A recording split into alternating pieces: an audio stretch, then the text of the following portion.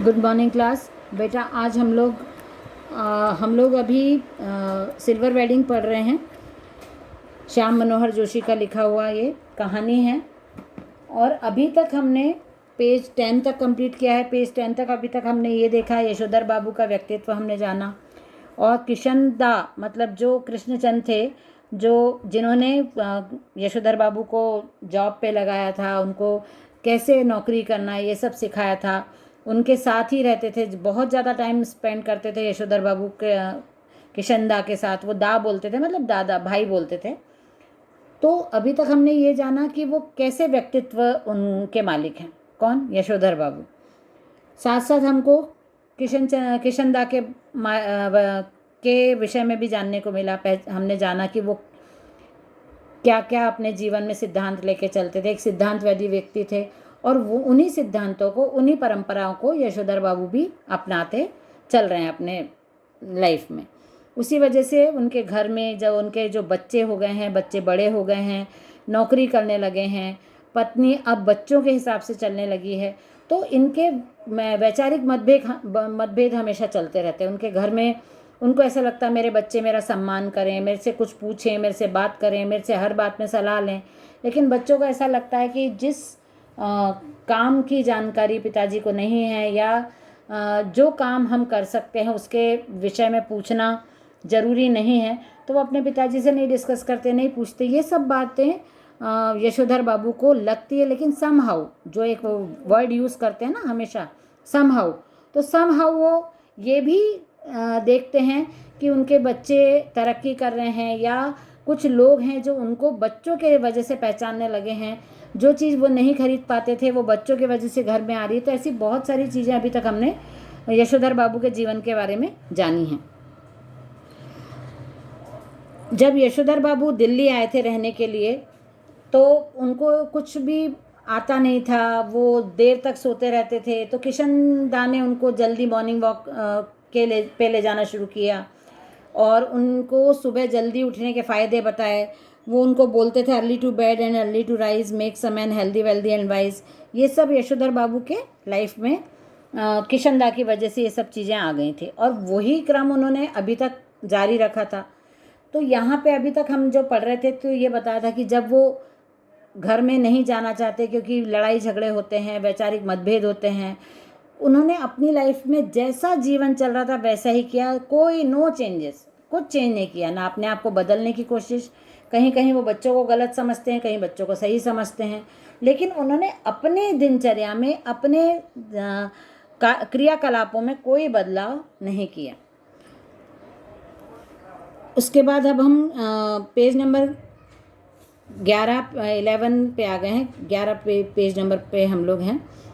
उन्होंने जो उनके घर में परंपराएं होती, रीति रिवाज होते हैं, वो सब पालन करने के लिए अपनी पत्नी को, बच्चों को फोर्स किया। जैसे जनेऊ संस्कार होता है ब्राह्मणों में, 16 संस्कार होते हैं ब्राह्मण के, एक ब्राह्मण के, उसमें से जनेऊ भी एक संस्कार है जो 9 से 11 साल के लड़कों के लिए होता है। उसमें जनेऊ धारण की जाती है। जनेऊ धारण करने के लिए बहुत बड़ा फंक्शन होता है, पूजन होता है। उस जनेऊ को अपनाए रखने के लिए बहुत सारे नियम कायदे होते हैं। उसके आगे के जो संस्कार है वो जनेऊ धारण करने वाला ही ब्राह्मण आगे के संस्कारों को पूरा कर सकता है, ऐसा कुछ नियम रहता है। लेकिन आजकल ऐसा कुछ भी नहीं होता है। तो यहाँ पे यशोधर बाबू ने अपने बच्चों के लिए वो संस्कार करवाए। उसमें बहुत सारे लोगों को बुलाया, फिर उनको खाना पीना, ऐसे आयोजन वो करते रहते थे।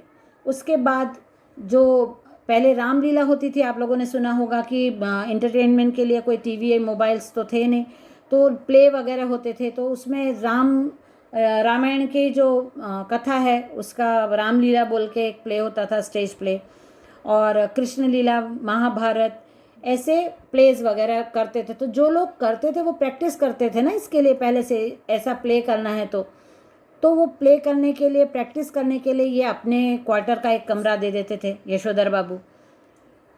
तो ये सब जब होता था, तो यहाँ पे हम लोग पढ़ रहे हैं कि ये सब जब होता था तो उनके घर के जो पत्नी और बच्चे हैं वो लोग बहुत परेशान होने लगे इस आयोजन से। हमेशा उनको आवाज़ से दिक्कत होती थी। उन लोगों का चाय पानी, खाना पीना चलता था। तो इन लोगों की डेली जो रूटीन था वो डिस्टर्ब होता था, दैनिक दिनचर्या इनकी गड़बड़ हो जाती थी। तो ये सब चीज़ें, बच्चे बहुत परेशान हो गए थे यशोधर बाबू की ऐसी आदतों से। यशोधर जी चाहते हैं कि उन्हें समाज का सम्मानित बुजुर्ग माना जाए। उन्होंने अपने आप को इतना बुजुर्ग व्यक्ति बना लिया है क्योंकि वो बच्चों के साथ घुल मिल नहीं पाते हैं, पत्नी के साथ उनके तारतम्य बैठते नहीं हैं, उनके सिद्धांत, उनकी परंपराएं, उनके किशनदा के बनाए हुए सिद्धांत वो बिल्कुल वो टस से मस नहीं होते हैं। इसलिए उनको लगता है कि मुझे बहुत कुछ आता है, मैं बहुत अनुभवी हूँ, तो बच्चों को या सबको मुझसे कुछ ना कुछ पूछते रहना चाहिए, सलाह लेते रहना चाहिए, या समाज के लोगों को मेरा सम्मान करना चाहिए, मैं कितना ज्ञानवान हूँ, कितना जानता हूँ। पर ऐसे समाज में तो ऐसे बहुत सारे लोग रहते हैं, तो इसलिए उनको, और सम्मान ऐसे बोल के नहीं पाया जाता है। सम्मान प्राप्त करने के लिए आपको कुछ ना कुछ, आप ज़बरदस्ती किसी से, अपने बच्चों से कि आप मुझे रोज़ गुड मॉर्निंग करो, या कोई टीचर अपने बच्चों को फोर्स नहीं कर सकता कि आप हमको रिस्पेक्ट दो, हम आए तो आप खड़े हो जाओ। रिस्पेक्ट गेन की जाती है, ऐसे ज़बरदस्ती किसी को फोर्सली आप रिस्पेक्ट नहीं ले सकते हो किसी से। बात में मुझसे सलाह लें, जिस तरह मैं किशनदा से लिया करता। अब ये किशनदा से हर चीज़ पूछते थे, सलाह लेते थे, तो इनको लगता था कि बच्चे भी मुझसे सलाह लिया करें। बच्चे उनके कहे को पत्थर की लकीर समझें। मतलब पत्थर की लकीर होना, पत्थर जितना कठोर रहता है और उसके ऊपर लकीर खींचना असंभव होता है, उन बातों को भी संभव माने। बच्चे पत्थर को, उनकी बात को पत्थर की लकीर, मतलब असंभव काम को भी संभव करके बच्चे बताएं कि जो नहीं हो सकता है, और यदि मैंने बोला है तो उस बात को सही माने। यशोधर बाबू डेमोक्रेट बाबू हैं, मतलब ऐसा भी नहीं है, वो डेमोक्रेसी को भी मानते हैं कि भाई उनका ऐसे ज़बरदस्ती नहीं है बच्चों के लिए भी। वो चाहते कि उनके चाहते ऐसा हैं, लेकिन वो बच्चों को इस चीज़ के लिए फोर्स नहीं करते हैं। ग्रांटेड तुम्हारी नॉलेज ज़्यादा होगी, लेकिन एक्सपीरियंस का कोई सब्स्टिट्यूट ठहरा नहीं बेटा। उनका कहना है कि मुझे एक्सपीरियंस है, आपको नॉलेज है, लेकिन मुझे एक्सपीरियंस है, और एक्सपीरियंस का कोई सब्स्टिट्यूट नहीं होता है। बच्चे उनको बोल देते थे कि आप तो हद करते हैं, आपको जब नहीं जो चीज़ की नॉलेज है, हम वो चीज़ आपसे कैसे पूछ लें, ये बच्चों का कहना है। उसके बाद यशोधर बाबू, हमने जब स्टार्टिंग की थी रीडिंग, तब हमने देखा था कि वो इसके बाद किशनदा के जो सिद्धांत उन्होंने अपनाए थे यशोधर बाबू ने, उस वजह से उनको बहुत, मतलब उनकी जो लाइफस्टाइल थी वो उनके हिसाब से बहुत सही थी, लेकिन वो अभी वो जो वर्तमान स्थिति है, वर्तमान परिस्थिति है, वर्तमान समय है, उसके हिसाब से वो सबको मिसफिट मानते थे। वो अपने आप को, सब जो नई चीज़ें आ रही हैं उनको इम्प्रॉपर मानते थे। बच्चों का पहनावा उनको पसंद नहीं आता था। तो ये यहाँ पे हमने यशोधर बाबू के व्यक्तित्व को देखा। उसके बाद जब वो, मैंने बताया कि प्रवचन सुनने के बाद वो सब्जी भाजी लेना, दूध लेना, ये सब काम करते थे। जैसे प्लम्बर चाहिए, तो ये सब काम वो करते थे, और वो चाहते थे कि उनके बच्चे अब ये काम करें। तो उनके बच्चों का कहना था कि हम जॉब करते हैं, हमारे पास टाइम नहीं है, और ऐसे सब कामों के लिए हम नौकर क्यों नहीं रख लेते हैं। तो फिर देखा उन्होंने कि यदि नौकर भी रख लिया जाए, कहीं कहीं यशोधर बाबू को लगता था कि हाँ कभी इन कामों के लिए रख भी लिया जाए, तो उनको मालूम है कि उनके बच्चे यदि कुछ काम करते हैं तो बोल के भी सुनाते कि हमने ये किया है, हमने वो किया है। या अब बच्चे जब कमाने लगे हैं तो अपने अपने पसंद से सामान घर में लाने लगे हैं। सोफ़ा लाया, फ्रिज लाया, और फिर जब उनको आपस में झगड़ा होता है भाई बहनों का, तो वो सुनाते हैं, ये मेरा फ्रिज है, मैंने लाया है, तुम इसका पानी मत पीना, या ये टीवी मेरा है, मेरा टीवी मत देखो। तो इसलिए यशोधर बाबू को कहीं ना कहीं लगता है कि यदि हमने नौकर भी रख लिया तो उसको फिर वो भी नौकर किसी के बच्चों के वजह से रखा जाएगा, तो वो नौकर उनका ही काम करेगा, फिर घर के काम की प्रॉब्लम वैसे के वैसे रहेगी। तो उनको नौकर रखना या किसी से हेल्प लेना, ये सब उनको सही नहीं लगता था। अब उनके बच्चे उनके हिसाब से पैसा वगैरह खर्चा करने लगे थे, सब उनके हिसाब से चलने लगा था, बच्चों के हिसाब से चल रहा था। सब्जी का झोला लेकर यशोधर बाबू खुदी हुई सड़कों और टूटे हुए क्वार्टरों के मलबे से पटे हुए लोगों को लानों को पार करके स्क्वायर के उस कोने में पहुंचे जिसमें 3 क्वार्टर अब भी साबुत खड़े हुए थे। उन 3 में से कुल एक को अब तक एक सिलसिला आबाद किए हुए थे। बाहर बजरंग तख्ती में उसका नाम लिखा है वाईडी पंत। यशोधर बाबू क्या अपने ही बंगले के सामने, क्वार्टर के सामने जाके खड़े होते हैं और वो ही 3 क्वार्टर सलामत बचे हैं, बाकी सारे पुराने क्वार्टर टूटने लगे हैं। तो वहाँ वो पहचान जाते हैं, वाईडी पंत नाम लिखा है, इसलिए वो पहचान नेम प्लेट की वजह से उस क्वार्टर को पहचानते हैं कि ये उनका क्वार्टर है।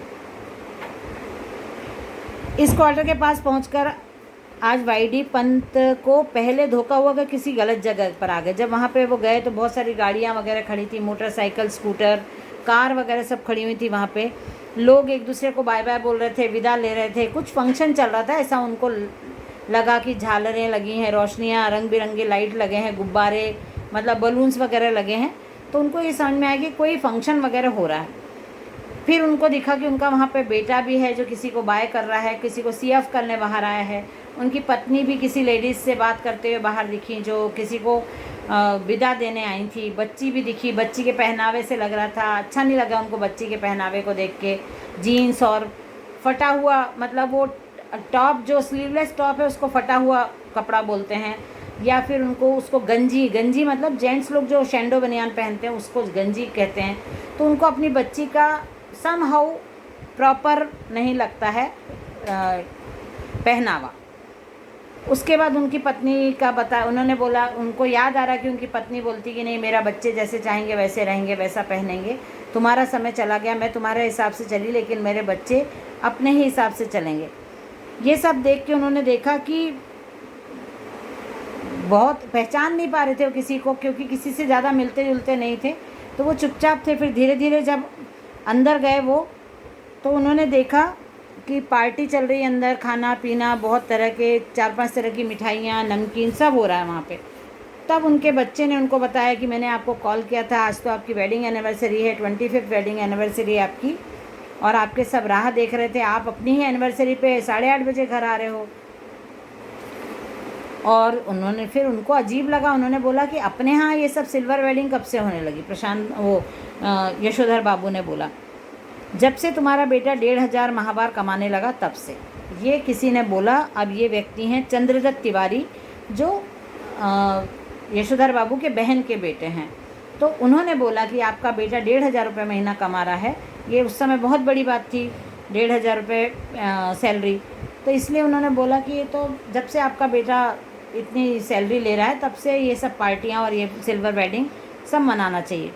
यशोधर बाबू को अपने बेटों से तमाम तरह की शिकायतें हैं, लेकिन कुल मिलाकर उन्हें ये अच्छा लगता है कि लोग बाग उन्हें ईर्ष्या का पात्र समझते हैं। यशोधर बाबू को बच्चों के रहन सहन और जो व्यवहार है उससे तो आपत्ति है, लेकिन फिर भी उन्हीं बच्चों की वजह से लोग उनसे जलते हैं। क्यों? क्योंकि इतने छोटी उम्र में बच्चे इतनी अच्छी जॉब पे लग गए, कमाने लगे, पढ़ लिख गए, सब जो सैलरी सबको जल्दी नहीं मिलती है वो बच्चों को मिलने लगी।